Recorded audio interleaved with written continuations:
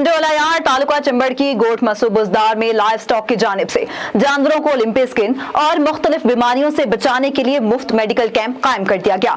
Doctor Muzaffar Ali रिन, deputy director live stock टिंडोलायार की निगरानी में जानवरों को वैक्सीन लगाने के लिए डॉक्टरों की टीम मस्तो बुजदार पहुंची। मेडिकल कैंप में जानवरों की लिम्पी स्किन की वैक्सीनेशन समेत मुख्तलिफ बीमारियों से बचाने के लिए इंजेक्शन और अद्वियात भी पिलाई गई।